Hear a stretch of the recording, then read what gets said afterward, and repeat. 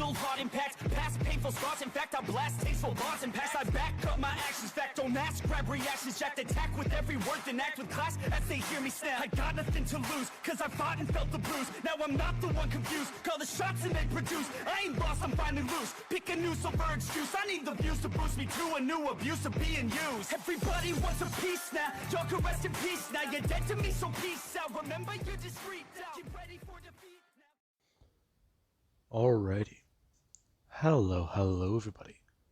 This is Kirusho here. And now, whenever we last left off with this series, we had Izuku Midoriya. And well, quite a bit of things have happened for our hero. Now, Deku, in the last part, he discovered All for One, learning that this man apparently is not only over 300 or possibly even closer to that years old, but apparently he's a bit busy. This man is trying to take over the underworld, and he disappeared 10 years ago, just to suddenly reemerge.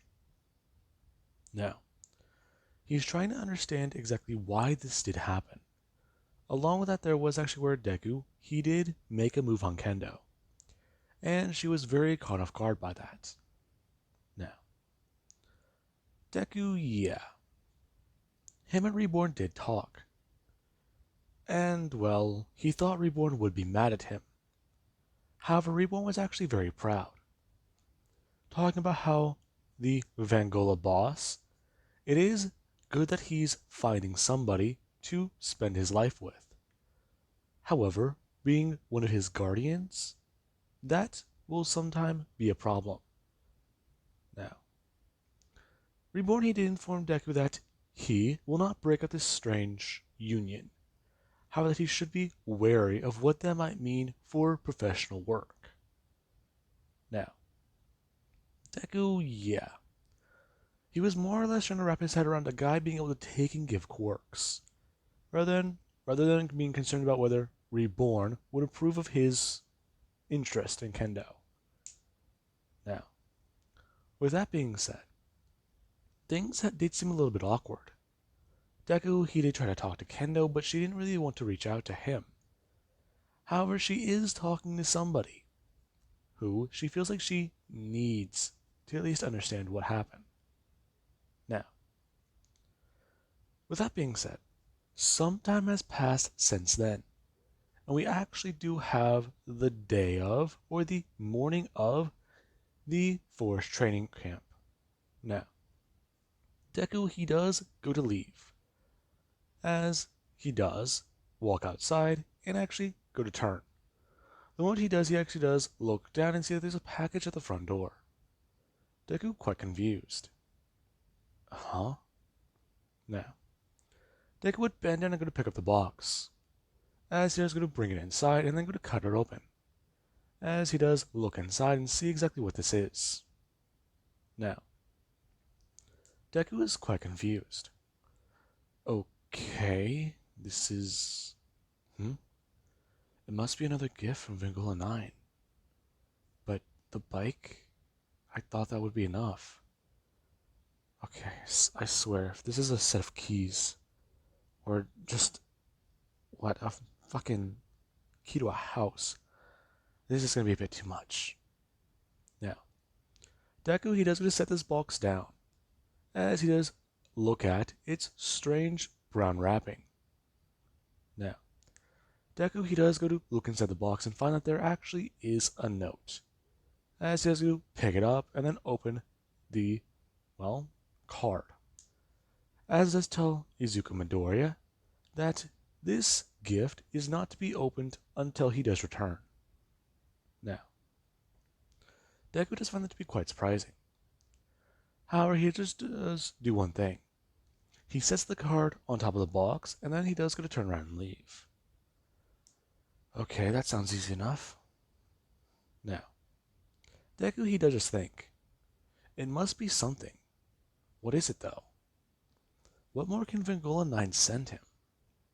Now, there actually is whenever, everybody they would meet back up in class, and eventually get on the bus and go to leave. As we actually have Deku, who he does look over his shoulder and go to see Kendo as she does go to look up at him and then go to look back down, as she's currently sitting with Momo and Deku is sitting with Bakugo. Now, Bakugo he actually would go to bump Deku on the shoulder, as Deku does turn his head. You good? Yeah, I'm fine. It's just, well, I don't know. Now, we actually have Denki and Kirishima, who were sitting in front of these two as they would go to turn around and join them on the conversation. Hey, you good, dude? Yeah. I've noticed you've been acting kind of strange lately. Denki, I'm fine. Kirishima, I don't really know what to say. Or, well, what to even really do. Oh, come on. Yeah, I may have made a bit of a mistake. Oh, come on, dude. You couldn't have done anything that bad. What'd you do, wreck the bike? No. No. Denki actually is going to say something that does surprise all of them, as Denki does ask if Deku made a move on Kendo.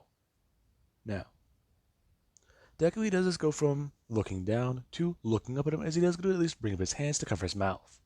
Hey, shut up! Now, Bakugo he does look at Deku, as Deku does go to bring back his hands and then at least go to say yeah.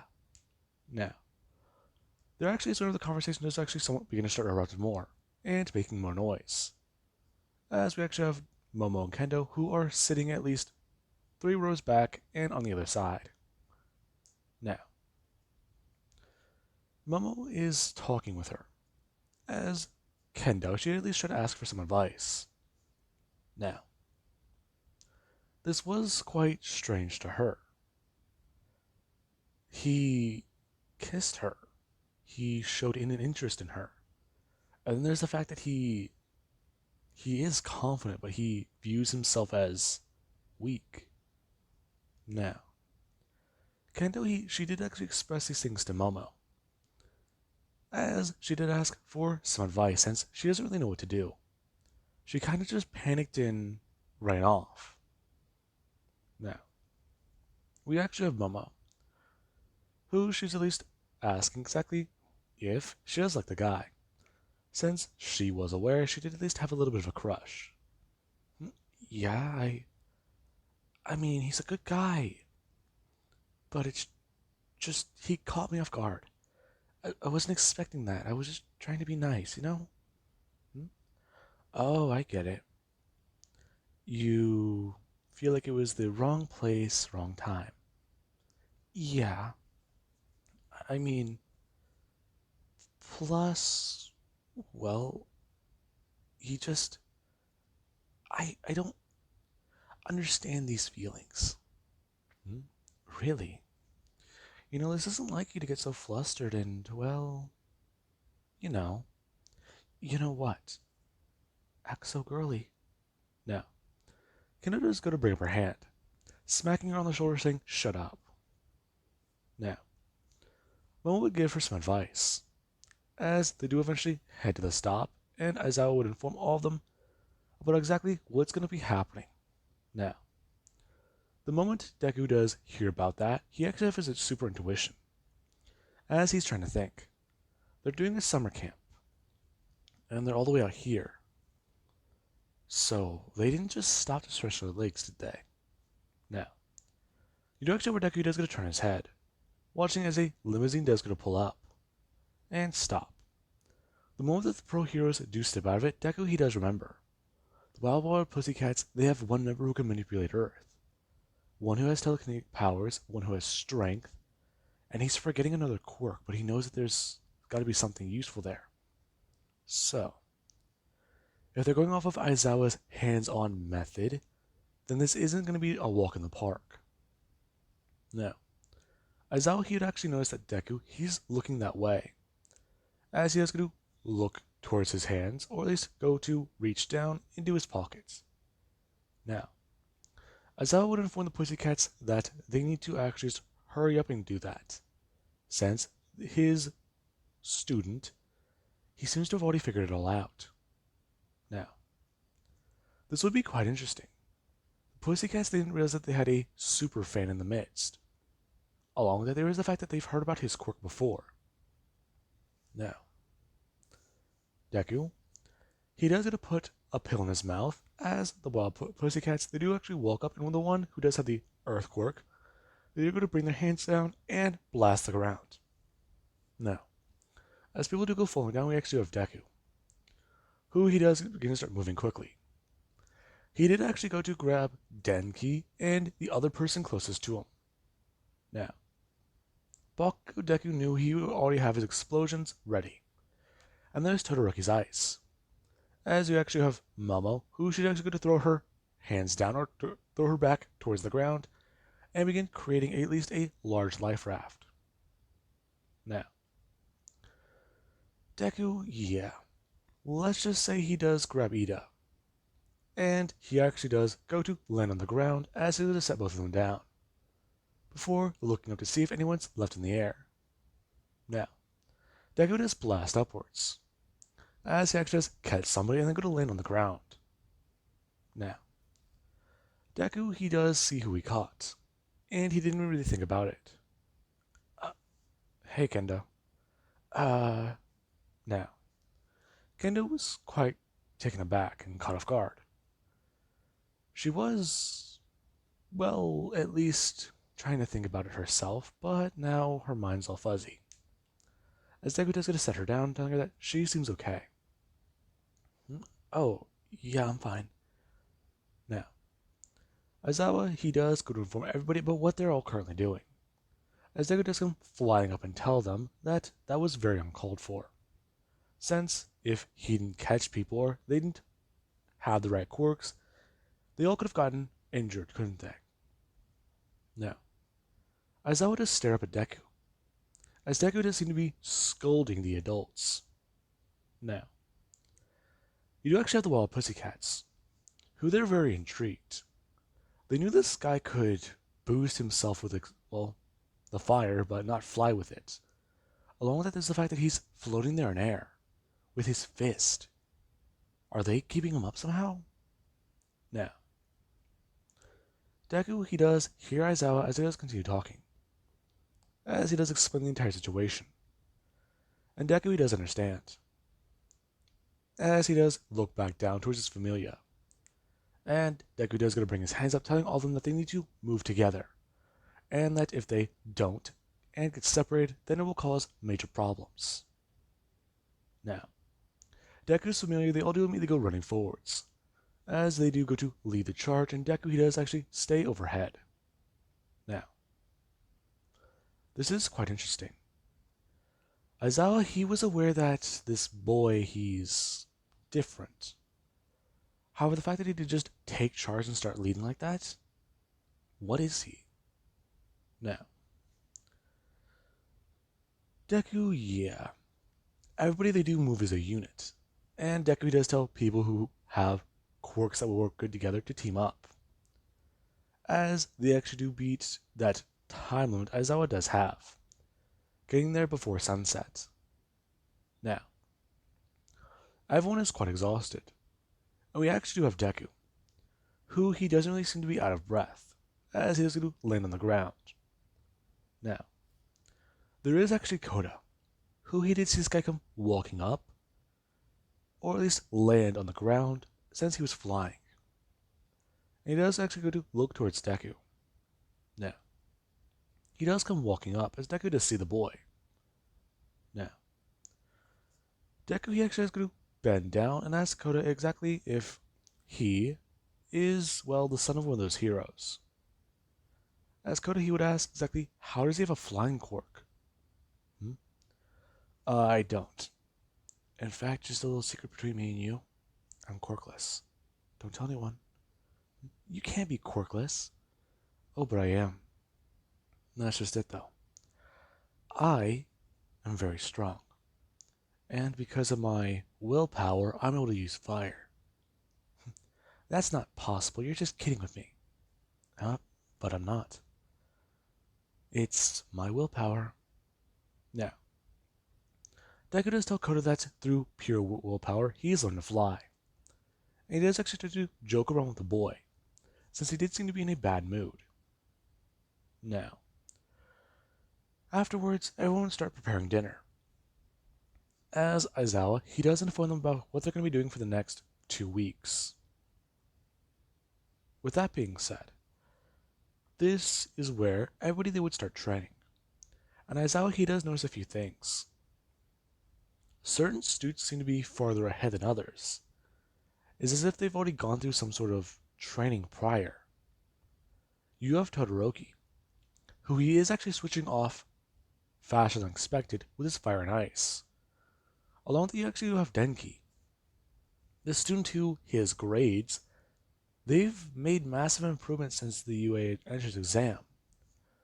And he even does seem to be a bit more focused and determined with his quirk.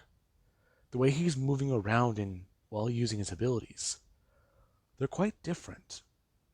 Aizawa, he only wanted to at least train the boy's power and not do the whole dumb thing that he did during the entrance exam. However, it does seem like he's made improvements. Now, there actually is Deku, who he was going to fight against the Tiger Man. I forgot his name, but I think it was just Tiger, if I'm correct.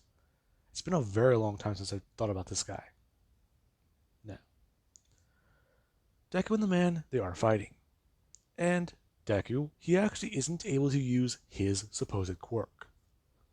Aizawa does want to see how the boy does do without relying on it. And Deku, he's actually doing very well. He's dodging out of the way and actually attacking the man. The guy has overwhelming strength compared to a normal person. And Aizawa's watching this. The boy's calculating or at least predicting where his moveset is. Every time Deku took a punch or was, well, knocked down, and he got back up, he was able to start seeing patterns. The boy learned this man's style, and is taking steps, quite literally, to avoid it. Now, he was very intrigued. As Deku, he was actually able to fight back against the man.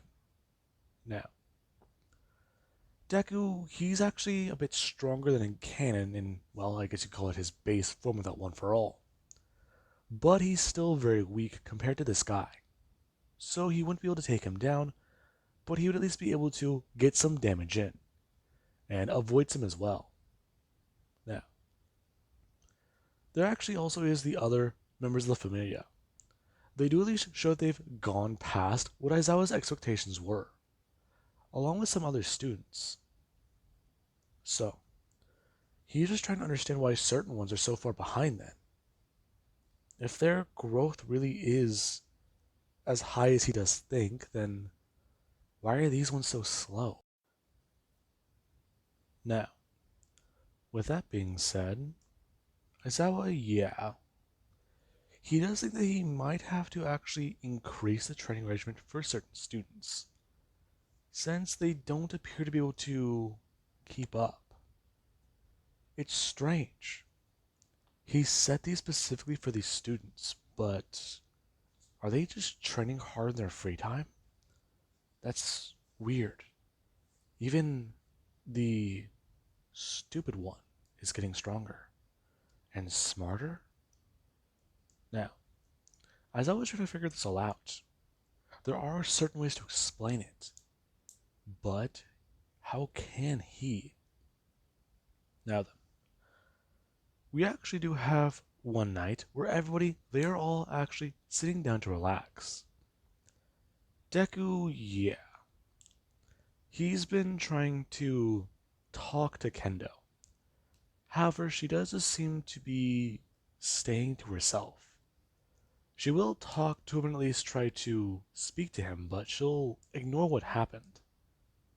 And Deku, he does just think that he may have messed up. Now, we do actually have the night where everybody, they were supposed to team up and do the horror thing. However, Deku, yeah. He did actually have where Momo handed him a note, as he was quite confused, and he did just take it and look down at it, as he did see that it was a note to meet her somewhere. Kendo gave that to me. Oh, yeah. So, I heard about what happened. Oh, yeah. I may have made a mistake. No, you didn't. Huh? Trust me. She really does like you. However, I'm not too sure if I should be even saying this, so just keep it a secret. She didn't know you liked her back. Liked her back? Yeah. In fact, she's also quite surprised that you thought of her that way. Enough to actually make a move. I'm proud of you. Huh? Uh, thanks. Anyways, you'll get her. No. Deku does actually meet behind the spot, or meet the spot where Kendo did tell Deku to meet her at. And, yeah. Deku does just stand there, as he's quite confused. Now, he's trying to figure out what she's going to say to him. From what Momo did say, his intuition isn't wrong. He thought it was, and he's thankful that it isn't. So, let's see. There are many things that could happen here. She's ready for a relationship immediately. She wants to take things slow and nice, so that's okay. And then there's the whole thing of, yeah, we could be together, but we need to just wait till later, since, the mafia and shit. No. Deku's trying to figure it all out, as Kendo does actually come walking up. So, I am sorry I've been avoiding you. No, you're fine. I'm just sorry I sprang that on you suddenly. Suddenly? Yeah. It's just, well, I'm comfortable around you and you're a cute girl and, well, you know, I'm interested in you. I understand if it's the whole mafia thing and it's all. No, wait. Hmm? Listen, it's just. No one's really thought I was girly before. Hmm? Yeah, I'm sorry. I know I just sort of ran off on you, but that was my first time kissing somebody. Really? Yeah. Along with that, well, the fact that you think a, you see me as a girl and like many other people, that's sort of strange to me. So I've just been trying to think about it all the time, okay? I'm happy you do, and I'm not really too good at this. Your whole intuition thing's throwing me off because I feel like I know what I want to say, but I feel like you might know what it is. So I'm just being completely honest, and I'm trying my best not to freak out, okay? Hey, don't laugh at me. No, it's just, well, I never thought I'd see you flustered. Hmm? Yeah, it's actually pretty cute. Don't you? Now, Kendo's come walking up to Deku, as she was bringing her hand up, saying he can't just. Deku gonna reach out and grab her hand, as she just look down and see that. Now, she does try to think. Okay, this isn't going how she expected. Now, she does just do one thing. As she does go to look up, she does actually go to grab Deku and pull him in. As she does go to kiss him this time. Now, Deku, he was quite caught off guard by that. Okay, he thought they were building up to that. But apparently not. Now, she does actually go to pull back and then at least go to let go of him. Bring her hands up saying that that's how she does feel. Now, Deku, yeah. He does just at least smile, talking about how he's at least glad for that. He thought he messed up. Sorry I made you think that way. No, it's fine. I'm happy I can count on you, Kendo. Um, well, would you want to go out with me? Uh, yeah, perfect. Now, Deku immediately starts to smile.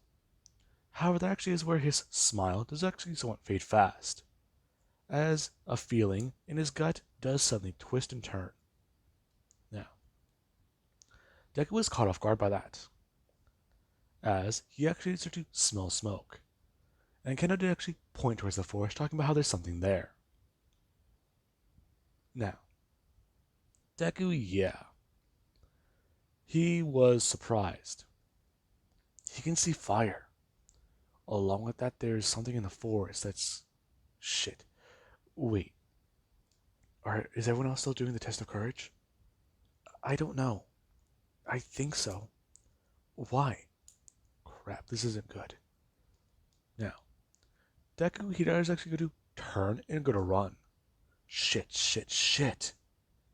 Now, Kendo, does actually go to watch as Deku, he does go to run past her and go to grab her by her wrist.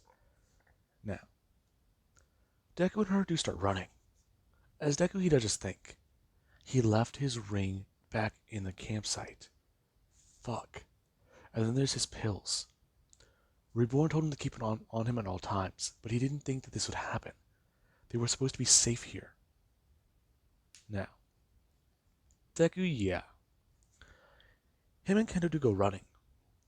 As Deku does shout for anyone that there's something in the woods, there's something in the woods. And everybody, they all do at least go on guard. As we actually have Deku's guardians. Who, yeah. They themselves do go retreating back to the campsite. They need to grab their boxes. Now, we actually have where Deku, he does go to open the tent he does share with somebody. Let's say he got paired up with Todoroki or Kirishima. Now, Deku, he does actually go to run into his bag and start to root around through it. He does actually reach up and pull out the box. Okay, that's good. Now, he does look for his ring, as he does find it, and then going to put it on.